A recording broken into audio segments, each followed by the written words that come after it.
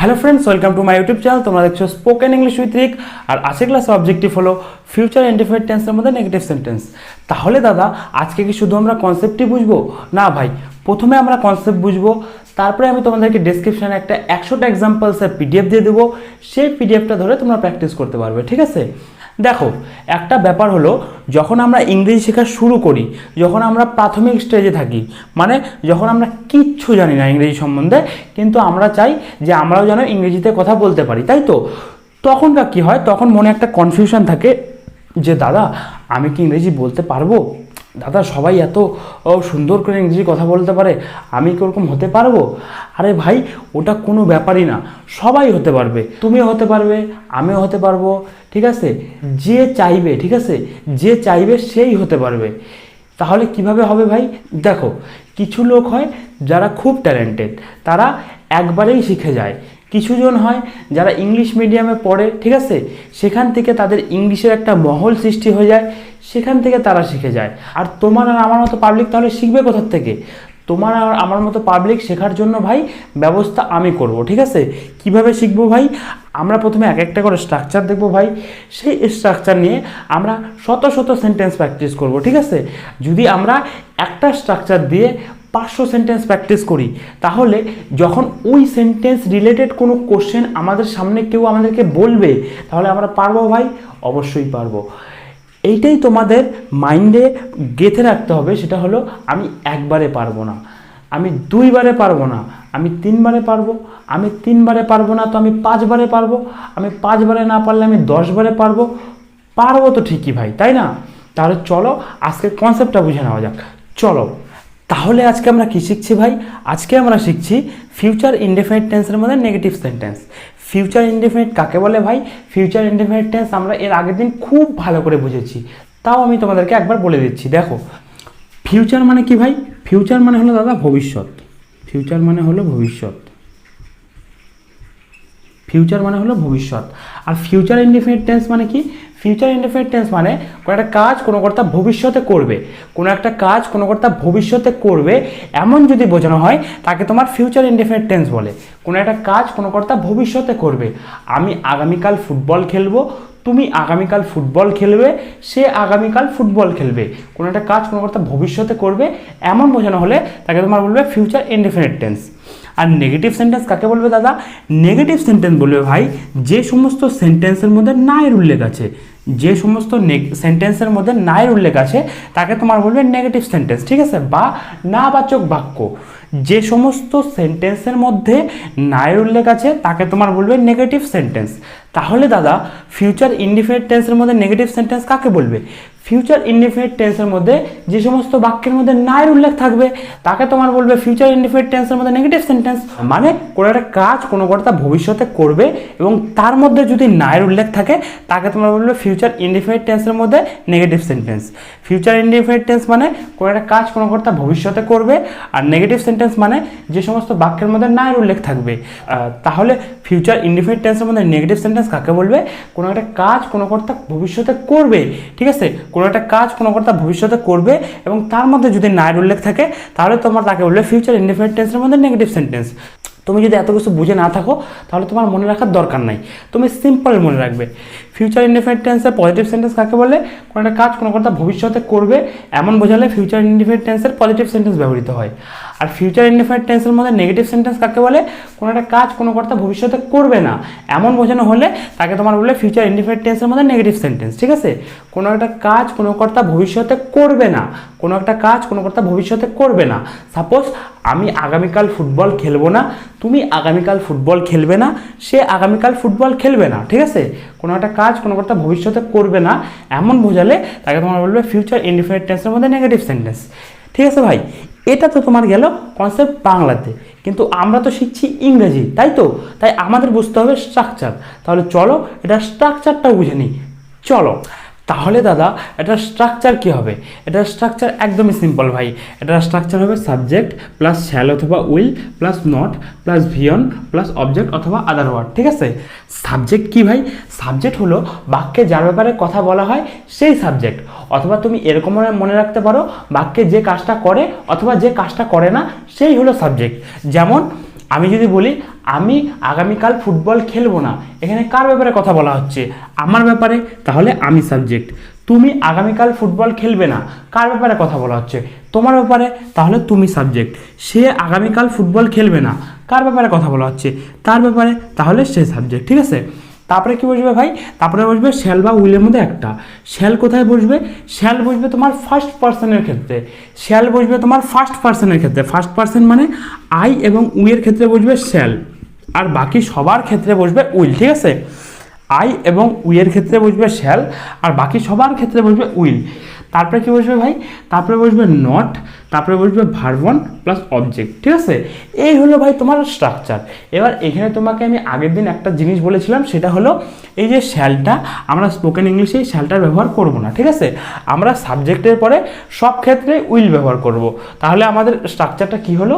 স্ট্রাকচারটা হলো subject plus will plus not plus verb one plus object. ঠিক আছে, এই উইল আর নট, ঠিক আছে, এই যে উইল আর নটটা যে আছে, এই উইল আর নটটাকে না তোমার এইভাবে করে বলা হয় ওন্ট। ঠিক আছে, এই উইল আর নটটাকে তুমি উইল নটও বলতে পারো অথবা ওন্টও বলতে পারো। ঠিক আছে, তারপরে কি হয়েছে ভাই? তারপরে হচ্ছে ভার্বন। ভার্বন মানে যেই কাজটা করার কথা বলা হচ্ছে। সাপোজ মনে করো আমি বললাম আমি আগামীকাল ফুটবল খেলবো না, এখানে কোন কাজটা করার কথা বলা হচ্ছে? খেলবো না মানে খেলা কাজটা করার কথা বলা হচ্ছে, তাই তো? খেলার ইংলিশ কি ভাই? খেলার ইংলিশ হচ্ছে প্লে। ঠিক আছে, এই প্লে ভার্বের 5টা করে ফর্ম হয়, মানে খালি প্লে ভার্বের না, প্রত্যেকটা ভার্বেরই 5টা করে ফর্ম হয়। V1, V2, V3, V4 আর V5। যেমন প্লে ভার্বের V1 হচ্ছে প্লে, প্লে ভার্বের V2 হচ্ছে প্লেট, প্লে ভার্বের V3 হচ্ছে প্লেট, প্লে ভার্বের V4 অথবা আইএনজি ফর্ম হচ্ছে প্লেন, আর প্লে ভার্বের V5 অথবা S/S ফর্ম হচ্ছে প্লেজ। ঠিক আছে, এইখানে বুঝবে তোমার ভাই V1 ফর্মটা, অর্থাৎ প্লে ভার্বের V1 ফর্ম হচ্ছে প্লে। তারপরে কি বলবে ভাই? তারপরে বলবে অবজেক্ট বা আদার ওয়ার্ড। এই অবজেক্ট বা আদার ওয়ার্ডটা কি? তুমি এই ভার্বন অবধি ফিল করবা, তারপরে যা বাজে থাকবে সেটা অবজেক্ট অথবা আদার ওয়ার্ডের জায়গায় বসাই দিবা। তাহলে টোটাল স্ট্রাকচারটা কি হলো ভাই? টোটাল স্ট্রাকচারটা হলো সাবজেক্ট প্লাস উইল, ঠিক আছে, plus not plus ভার্বন plus object. ঠিক আছে, subject plus will plus not plus ভার্বন plus object. ঠিক আছে, এই হলো ভাই তোমার স্ট্রাকচার। এবার চলো দু একটা এক্সাম্পলের মাধ্যমে ব্যাপারটা আমরা আরেকটু বোঝার চেষ্টা করি। চলো তাহলে দেখো, প্রথম এক্সাম্পলটা কি আছে? প্রথম এক্সাম্পলটা আছে আমি আগামীকাল ফুটবল খেলবো না। তাহলে প্রথমে কী হবে ভাই? প্রথমে হবে দাদা সাবজেক্ট। সাবজেক্ট কি? সাবজেক্ট হবে বাক্যে যার ব্যাপারে কথা বলা হচ্ছে। আমি আগামীকাল ফুটবল খেলবো না, এখানে কার ব্যাপারে কথা বলা হচ্ছে? আমার ব্যাপারে, তাই তো? তাই এখানে হলো আমি সাবজেক্ট। আমার ইংলিশ কি? আমার ইংলিশ আই, বসাই দিলাম আই। তারপরে কি বসাবো ভাই? তারপরে বসাবো উইল। উইলটা হেল্পিং ভার্ব হিসেবে বসাই দিলাম। তারপরে কি বসাবো ভাই? তারপরে বসাবো নট। নটটা নটের মতো বসাই দিলাম। তারপরে কি বসাবো ভাই? তারপরে বসাবো ভার্বন। ভার্বন মানে যেই কাজটা করার কথা বলা হচ্ছে। আমি আগামীকাল ফুটবল খেলবো না, এখানে কোন কাজটা করার কথা বলা হচ্ছে? খেলবো না মানে খেলবো, খেলা কাজটা করার কথা বলা হচ্ছে, তাই তো? খেলা ইংলিশ কি ভাই? খেলা ইংলিশ হচ্ছে প্লে, তাই বসাই দিলাম প্লে। ঠিক আছে, আই উইল নট প্লে। তারপরে কী হবে ভাই? তারপরে হবে দাদা অবজেক্ট বা আদার ওয়ার্ড। ঠিক আছে, মানে ভিওন অবধি ফিল করবো, যেটা পড়ে থাকবে সেটা অবজেক্ট বা আদার ওয়ার্ড। চলো দেখি আর কী কী পড়ে আছে। দেখো আমার ইংলিশ চলে আসছে আই, ঠিক আছে, খেলবো না, খেলা ইংলিশ প্লে চলে আসছে প্লে, আর এই নাটা হেল্পিং ভার্বের সাথে জুড়ে হয়ে গেছে উইল নট। ঠিক আছে, আর বাকি কি আছে ভাই?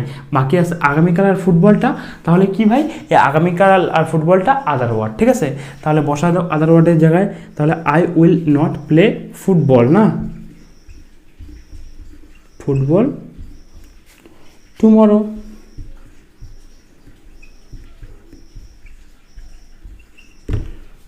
ঠিক আছে, তুমি আরেকভাবে মনে রাখতে পারো, সেটা কি? সেটা হলো এই ভার্বকে তুমি কী বা কাকে দিয়ে প্রশ্ন করবা, যা পাওয়া যাবে সেটা হলো অবজেক্ট। ঠিক আছে, আমি আগামীকাল ফুটবল খেলবো না, কি খেলবো না? ফুটবল। তাহলে ফুটবলটা কি? ফুটবলটা হলো অবজেক্ট। ঠিক আছে, তারপরে বাদ বাকি ওয়ার্ড বসাই দেবো। বাদ বাকি ওয়ার্ড ছিল আগামীকাল, বসাই দিলাম টুমরো। ঠিক আছে, তারপরের এক্সাম্পলটা দেখো। তারপরের এক্সাম্পলটা কি আছে? রমা বিদ্যালয়ে যাবে না। তাহলে প্রথমে কি হবে ভাই? প্রথমে হবে সাবজেক্ট। সাবজেক্ট মানে কি? সাবজেক্ট মানে হলো বাক্যে যার ব্যাপারে কথা বলা হচ্ছে। কার ব্যাপারে কথা বলা হচ্ছে? রমার ব্যাপারে। তাহলে সাবজেক্টকে, সাবজেক্ট হচ্ছে রমা, বসাই দিলাম রমা। তারপরে কি বসাবো ভাই? তারপরে বসাবো উইল। উইলটা উইলের মতো বসায় দাও। তারপরে বসাবো নট। নটটা নটের মতো বসায় দাও। তারপরে কি বসাবো ভাই, তারপরে বসাবো ভিয়ন। ভিয়ন মানে কি, ভিয়ন মানে হলো বাক্যের যেই কাজটা করার কথা বলা হচ্ছে। চলো দেখি এখানে কি কাজটা করার কথা বলা হচ্ছে। রমা বিদ্যালয়ে যাবে না, কোন কাজটা করার কথা বলা হচ্ছে, যাওয়া কাজটা করার কথা বলা হচ্ছে, তাই তো। যাওয়া ইংলিশ কি ভাই, যাওয়া ইংলিশ গো। তারপরে কী হবে ভাই, তারপরে হবে অবজেক্ট বা আদার ওয়ার্ড, মানে ভার্ব অফ দিয়ে ফিল করবো, যা পড়ে থাকবে সেটা হলো অবজেক্ট বা আদার ওয়ার্ড। চলো দেখি আর কি পড়ে আছে। দেখো রমা ইংলিশ চলে আসছে, রমা। উইলটা হেল্পিং ভার্ব হিসেবে চলে আসছে, এই যে নাটা হেল্পিং ভার্বের সাথে জুড়ে উইল নট হয়ে গেছে, ঠিক আছে। যাওয়া ইংলিশ গো চলে আসছে গো। বাকি কি আছে ভাই, বাকি আছে বিদ্যালয়টা, তাহলে বিদ্যালয়টা আদার ওয়ার্ড, ঠিক আছে। তাহলে ট্রান্সলেশনটা হলো Rama will not go to school, ঠিক আছে। তাহলে ট্রান্সলেশনগুলো কি হলো, আমি আগামীকাল ফুটবল খেলবো না, I will not play football tomorrow. Rama বিদ্যালয়ে যাবে না, Rama will not go to school, ঠিক আছে। এগুলো জায়গায় তুমি চেঞ্জ করো, ঠিক আছে, সাবজেক্ট চেঞ্জ করো। আমি আগামীকাল ফুটবল খেলবো না, I will not play football tomorrow. তুমি আগামীকাল ফুটবল খেলবে না, you will not play football tomorrow. সে আগামীকাল ফুটবল খেলবে না, he will not play football tomorrow, ঠিক আছে। তারপরে এই জায়গায় সাবজেক্ট চেঞ্জ করো, রমা বিদ্যালয়ে যাবে না, Rama will not go to school. Rahul বিদ্যালয়ে যাবে না, Rahul will not go to school. Samir বিদ্যালয়ে যাবে না, Samir will not go to school, ঠিক আছে। এবার তোমাকে আমি একটা জিনিস বলি, সেটা হচ্ছে আমি আগামীকাল ফুটবল খেলবো না, এই আগামীকাল তুমি দেখে বুঝে গেলা এই কাজটা ভবিষ্যতে হবে, তাই এটা ফিউচার ইনডিফিনিট। কিন্তু ভাই রমা বিদ্যালয়ে যাবে না, এটা তুমি কীভাবে বুঝলা ফিউচার ইনডিফিনিট? দেখো দাদা, রমা বিদ্যালয়ে যাবে না এটাকে যদি আমরা পজিটিভে করি তাহলে হবে রমা বিদ্যালয়ে যাবে, মানে রমা হতে পারে একটু পরে বিদ্যালয়ে যাবে, বা এক সপ্তাহ পরে বিদ্যালয়ে যাবে, বা দুদিন পরে বিদ্যালয়ে যাবে, অর্থাৎ কাজটা ভবিষ্যতে করবে এমন বোঝানো হচ্ছে। তাই এটা কি হয়ে গেল ভাই, তাই এটা হয়ে গেল ফিউচার ইনডিফিনিট, ঠিক আছে। তাহলে চলো এর পরের এক্সাম্পলগুলো দেখা যাক। চলো তাহলে দেখো তারপরে এক্সাম্পলটা দেখো, তারপরে এক্সাম্পলটা কী আছে ভাই, তারপরে এক্সাম্পলটা আছে তাহারা ঘরটা ঝাড়ু দিবে না। এটা আমরা কীভাবে বুঝলাম ফিউচার ইনডিফিনিট? তাহারা ঘরটা ঝাড়ু দেবে না, এটাকে যদি আমরা পজিটিভে করি তাহলে হবে তাহারা ঘরটা ঝাড়ু দিবে। হতে পারে তারা একটু পরে ঘরটা ঝাড়ু দেবে, হতে পারে তারা একদিন পরে ঘরটা ঝাড়ু দেবে, হতে পারে তারা এক সপ্তাহ পরে ঘরটা ঝাড়ু দেবে। অর্থাৎ যখন এটা বলা হচ্ছে যে তাহারা ঘরটা ঝাড়ু দিবে, তার মানে বোঝা যাচ্ছে কাজটা ভবিষ্যতে হবে, তাই এটা কি ভাই, তাই এটা ফিউচার ইনডিফিনিট। তাহলে প্রথমে কি হবে ভাই, প্রথমে হবে সাবজেক্ট। সাবজেক্ট মানে কি, সাবজেক্ট মানে হলো বাক্যে যার ব্যাপারে কথা বলা হচ্ছে। এখানে কার ব্যাপারে কথা বলা হচ্ছে, তাহারা মানে তাদের ব্যাপারে, তাই তাদের ইংলিশ কি ভাই, তাদের ইংলিশ দে, বসায় দিলাম দে, ঠিক আছে। তারপরে কী হবে ভাই, তারপরে হবে উইল, উইলটা উইলের মতো বসায় দাও। তারপরে হবে নট, নটটা নটের মতো বসায় দাও। তারপরে কী হবে ভাই, তারপরে হবে ভার্বন। ভার্বন মানে কি, ভার্বন মানে হলো যেই কাজটা করার কথা বলা হচ্ছে। তাহারা ঘরটা ঝাড়ু দেবে না, কোন কাজটা করার কথা বলা হচ্ছে, ঝাড়ু দেওয়া কাজটা করার কথা বলা হচ্ছে, তাই তো। ঝাড়ু দেওয়া ইংলিশ কি ভাই, ঝাড়ু দেওয়া ইংলিশ হচ্ছে সুইপ, ঠিক আছে। তাহলে হয়ে গেল দে উইল নট সুইপ। তারপরে কী হবে ভাই, তারপরে হবে দাদা অবজেক্ট বা আদার ওয়ার্ড, ঠিক আছে। মানে ভার্ব অফ দিয়ে ফিল করবো, যা পড়ে থাকবে সেটা অবজেক্ট বা আদার ওয়ার্ড। চলো দেখি আর কি পড়ে আসছে। দেখো তাহারা ইংলিশ দে চলে আসছে, উইলটা হেল্পিং ভার্ব হিসেবে চলে আসছে, নাইর ইংলিশ নট চলে আসছে, ঠিক আছে। ঝাড়ু দেওয়া ইংলিশ চলে আসছে সুইপ। আর বাকি কি আছে ভাই, বাকি আছে ঘরটা। তাহলে ঘরটা হয়ে গেল তোমার অবজেক্ট বা আদার ওয়ার্ড, ঠিক আছে। তাহলে হয়ে গেল দ্য রুম। তাহলে ট্রান্সলেশনটা কি হলো, তাহারা ঘরটা ঝাড়ু দেবে না, they will not sweep the room, ঠিক আছে। তারপরে এক্সাম্পলটা দেখো, তারপরে এক্সাম্পলটা কি আছে, তারপরে এক্সাম্পলটা আছে আমার বোন রান্না করবে না। এটা আমরা কীভাবে বুঝলাম ফিউচার ইনডিফিনিট? এটাকে যদি আমরা পজিটিভে করি তাহলে হবে আমার বোন রান্না করবে, মানে আমার বোন একটু পরে রান্না করবে, বা আমার বোন 2-3 ঘন্টা পরে রান্না করবে, বা আমার বোন ভবিষ্যতে যে কোনো সময় রান্না করবে, ঠিক আছে। মানে যখন বলা হচ্ছে যে আমার বোন রান্না করবে, তার মানে এটা বোঝা যাচ্ছে যে আমার বোন ভবিষ্যতে রান্না করবে। তাই এটা কি হয়ে গেল ভাই, তাই হয়ে গেল এটা ফিউচার ইনডিফিনিট টেন্স, ঠিক আছে। তাহলে চলো ট্রান্সলেশনটা করে ফেলি। তাহলে প্রথমে কী হবে ভাই, প্রথমে হবে সাবজেক্ট। সাবজেক্টে সাবজেক্ট হচ্ছে বাক্যে যার ব্যাপারে কথা বলা হচ্ছে। আমার বোন রান্না করবে না, কার ব্যাপারে কথা বলা হচ্ছে, আমার বোনের ব্যাপারে।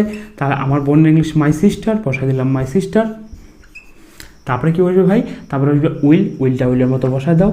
তারপরে বসবে নট, নটটা নটের মতো বসায় দাও। তারপরে কী হবে ভাই, তারপরে হবে ভার্বন। ভার্বন মানে যেই কাজটা করার কথা বলা হচ্ছে তার ভিয়ন। এখানে কোন কাজটা করার কথা বলা হচ্ছে, আমার বোন রান্না করবে না, কোন কাজটা করার কথা বলা হচ্ছে, রান্না করার কাজটা করার কথা বলা হচ্ছে, তাই তো। রান্না করার ইংলিশ কি ভাই, রান্না করার ইংলিশ হচ্ছে কুক, তাহলে বসাই দিলাম কুক। তারপরে কী হবে ভাই, তারপরে হবে অবজেক্ট বা আদার ওয়ার্ড, মানে ভার্বন অফ দিয়ে ফিল করবো, যা পড়ে থাকবে সেটা অবজেক্ট বা আদার ওয়ার্ড। চলো দেখি আর কি পড়ে আসছে। দেখো আমার বোন ইংলিশ চলে আসছে মাই সিস্টার, উইলটা হেল্পিং ভার্ব হিসেবে চলে আসছে, নাটা ইংলিশ নট চলে আসছে, রান্না করা ইংলিশ চলে আসছে কুক। আর কি বাকি কিছু আছে ভাই? আর বাকি কিছু নাই দাদা, তাই আমাদের অবজেক্ট বা আদার ওয়ার্ড বসানোর দরকার নাই, ঠিক আছে। তারপরের এক্সাম্পল দেখো, তারপরের এক্সাম্পলটা কি আছে, আমি তাকে নিমন্ত্রণ করব না। এটা আমরা কীভাবে বুঝলাম? Future indefinite. এইটাকে যদি আমরা পজিটিভে করি তাহলে হবে আমি তাকে নিমন্ত্রণ করব, মানে আমি তাকে ভবিষ্যতে নিমন্ত্রণ করব। হতে পারে আমি তাকে কালকে নিমন্ত্রণ করব, বা হতে পারে আমি তাকে 2 দিন পরে নিমন্ত্রণ করব, বা হতে পারে আমি তাকে 1-2 ঘন্টা পরে নিমন্ত্রণ করব। মানে যখন আমি বলতেছি যে আমি তাকে নিমন্ত্রণ করব, তার মানে বোঝা যাচ্ছে যে আমি তাকে ভবিষ্যতে নিমন্ত্রণ করব। তাই এটা কি হয়ে গেল ভাই? তাই এটা হয়ে গেল ফিউচার ইনডেফিনিট টেন্স। তাহলে প্রথমে কী হবে ভাই? প্রথমে হবে সাবজেক্ট। সাবজেক্ট কী আছে এখানে? কে কাজটা করবে না, আমি তাকে নিমন্ত্রণ করবো না, কে কাজটা করবে না? আমি। তাহলে সাবজেক্ট কে ভাই? সাবজেক্ট হচ্ছে আমি, বসাই দিলাম আমি ইংলিশ আই, বসাই দিলাম আই। তারপরে কী বসাবো ভাই? তারপরে বসাবো উইল, তারপর উইলের মতো বসাই দিলাম। তারপরে বসাবো নট, নটটা নটের মতো বসাই দিলাম। তারপরে কী হবে ভাই? তারপরে হবে ভার্বন। ভার্বন মানে হচ্ছে যে কাজটা করার কথা বলা হচ্ছে। আমি তাকে নিমন্ত্রণ করবো না, কোন কাজটা করার কথা বলা হচ্ছে? নিমন্ত্রণ করা কাজটা করার কথা বলা হচ্ছে, তাই তো। নিমন্ত্রণ করা ইংলিশ কি ভাই? নিমন্ত্রণ করা ইংলিশ হচ্ছে ইনভাইট। তো বসাই দিলাম আই উইল নট ইনভাইট। তারপরে কী বসাবো ভাই? তারপরে বসাবো অবজেক্ট বা আদার ওয়ার্ড। মানে হলো ভার্বন অব্দি ফিল করবো, যা পড়ে থাকবে সেটা হলো অবজেক্ট বা আদার ওয়ার্ড। চলো দেখি আর কী পড়ে আছে। দেখো আমার ইংলিশ চলে আসছে আই, উইল আর নট, উইলটা চলে আসছে হেল্পিং ভার্ব হিসেবে, আর ইংলিশ চলে আসছে নট, ঠিক আছে। নিমন্ত্রণ করা ইংলিশ চলে আসছে ইনভাইট। আর বাকি কী আছে ভাই? বাকি আছে তাকে ইংলিশ কী ভাই? ইংলিশ হচ্ছে হিম, বসাই দিলাম হিম, ঠিক আছে। তাহলে ট্রান্সলেশনগুলো কী হলো ভাই? ট্রান্সলেশনগুলো হলো তাহারা ঘরটা ঝাড়ু দেবে না, they will not sweep the room. তুমি এখানে সাবজেক্ট চেঞ্জ করো, আমরা ঘরটা ঝাড়ু দেবো না, we will not sweep the room. আমার বোনেরা ঘরটা ঝাড়ু দেবে না, my sisters will not sweep the room, ঠিক আছে। তারপরটা দেখো, তারপরটা কী আছে? আমার বোন রান্না করবে না, এখানে তুমি সাবজেক্ট চেঞ্জ করো, আমার ভাই রান্না করবে না, my brother will not cook. আমার মা রান্না করবে না, my mother will not cook, ঠিক আছে। তারপরটা কী আছে? আমি তাকে নিমন্ত্রণ করবো না, I will not invite him, ঠিক আছে। রাহুল তাকে নিমন্ত্রণ করবে না, Rahul will not invite him. আমার বাবা তাকে নিমন্ত্রণ করবে না, my father will not invite him. আমার মা তাকে নিমন্ত্রণ করবে না, my mother will not invite him, ঠিক আছে। তুমি এরকম করে করে ভাই যতগুলো সেন্টেন্স পারবা লিখে লিখে তুমি প্র্যাকটিস করতে পারো, ঠিক আছে। এইটা হলো তোমার প্র্যাকটিস করার 1 নম্বর টেকনিক। আমি তোমাকে ডিসক্রিপশানে যে পিডিএফটা দিয়েছি সেই পিডিএফটা ধরেও তুমি প্র্যাকটিস করতে পারো, সেটা হলো প্র্যাকটিস করার 2 নম্বর টেকনিক। প্র্যাকটিস করার আরেকটা টেকনিক আছে, সেটা হলো প্র্যাকটিস করার 3 নম্বর টেকনিক। চলো ওই টেকনিকটাও দেখা যাক, চলো। আর 3 নম্বর তুমি কীভাবে প্র্যাকটিস করতে পারো ভাই? 3 নম্বর তুমি এম করে স্ট্রাকচারটা লিখে নেবে, subject plus will plus not plus ভার্বন plus object, ঠিক আছে। তবে তুমি সাবজেক্টের জায়গায় কতগুলো সাবজেক্ট নিয়ে নেবে, যেমন আই মানে আমি, ইউ মানে তুমি, হি মানে সে, দে মানে তাহারা, ঠিক আছে। তবে তুমি ভার্বনের জায়গায় কতগুলো ভার্বন নিয়ে নেবে, যেমন মপ মানে মোছা, ওয়েট মানে অপেক্ষা করা, সিং মানে গান করা, ওয়াশ মানে ধোয়া, স্লিপ মানে ঘুমানো, ঠিক আছে। এইবার তুমি এরকম একটা করে ভার্ব নিবে। সাপোজ মনে করো মপ নিলে, মপ মানে কি? মপ মানে হলো মোছা। আমি ঘরটা মুছবো না, I will not mop the room. তুমি ঘরটা মুছবে না, you will not mop the room. সে ঘরটা মুছবে না, he will not mop the room. Rahul ঘরটা মুছবে না, Rahul will not mop the room. Samir ঘরটা মুছবে না, Samir will not mop the room, ঠিক আছে। তাও মনে করো ওয়েট নিলা, ওয়েট মানে অপেক্ষা করা। আমি তোমার জন্য অপেক্ষা করব না, I will not wait for you. সে তোমার জন্য অপেক্ষা করবে না, he will not wait for you. Rahul তোমার জন্য অপেক্ষা করবে না, Rahul will not wait for you, ঠিক আছে। তাও মনে করো সিং নিলা, সিং মানে গান করা। আমি গান করব না, আই উইল নট সিং। তুমি গান করবে না, ইউ উইল নট সিং। সে গান করবে না, he will not sing. Rahul গান করবে না, রাহুল উইল নট সিং। তাহারা গান করবে না, দে উইল নট সিং, ঠিক আছে। তার মনে করো ওয়াশ নিলা, ওয়াশ মানে ধোয়া, ঠিক আছে। আমি গাড়িটা ধোবো না, I will not wash the car. তুমি গাড়িটা ধোবে না, you will not wash the car. সে গাড়িটা ধোবে না, he will not wash the car. Rahul গাড়িটা ধোবে না, Rahul will not wash the car. আমার ভাই গাড়িটা ধোবে না, my brother will not wash the car, ঠিক আছে। তার মনে করো স্লিপ নিলা, স্লিপ মানে ঘুমানো। আমি ঘুমাবো না, আই উইল নট স্লিপ। তুমি ঘুমাবে না, ইউ উইল নট স্লিপ। সে ঘুমাবে না, হি উইল নট স্লিপ, ঠিক আছে। তার মনে করো রাইট নিলা, রাইট মানে লেখা। আমি চিঠি লিখবো না, I will not write a letter. তুমি চিঠি লিখবে না, you will not write a letter. মনে করো তুমি রান নিলা, রান মানে দৌড়ানো। আমি দৌড়াবো না, আই উইল নট রান। তুমি দৌড়াবে না, ইউ উইল নট রান। সে দৌড়াবে না, হি উইল নট রান। তাহারা দৌড়াবে না, দে উইল নট রান, ঠিক আছে। তারপরে মনে করো তুমি ওয়ার্ক নিলা, ওয়ার্ক মানে কাজ করা। আমি কাজ করবো না, আই উইল নট ওয়ার্ক। তুমি কাজ করবে না, ইউ উইল নট ওয়ার্ক। সে কাজ করবে না, হি উইল নট ওয়ার্ক। তারপরে মনে করো তুমি সেন্ট নিলা, সেন্ট। আমি চিঠি পাঠাবো না, I will not send the letter. তুমি চিঠিটা পাঠাবে না, you will not send the letter, ঠিক আছে। তাহলে এই হলো তোমার পুরো কনসেপ্ট। এবার তুমি যতগুলো ভার্ব পারবা ততগুলো ভার্ব নিয়ে তুমি প্র্যাকটিস করতে পারো, ঠিক আছে ভাই। তাহলে আজকের জন্য এটুকুই। Thank you.